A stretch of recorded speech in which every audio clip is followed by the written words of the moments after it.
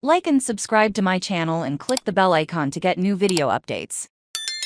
Blizzards flank U.S., with Northeast California digging up. Though not a blockbuster storm by regional standards, the Northeast felt what could end up being the most significant snowfall of a mild winter so far. The brunt of the storm hit Boston when commuting began Tuesday morning. Early Tuesday saw parts of New York City got about an inch of snow, one of the first snows to stick to the ground this season. The worst was over before sunrise, and a mix of snow and rain was expected in the city Tuesday morning, making for a slippery commute, reported NY1. Dozens of elementary school kids were stranded at a science camp in Crestline for nearly a week, but buses escorted by the State Highway Patrol eventually evacuated them, the TV station reported.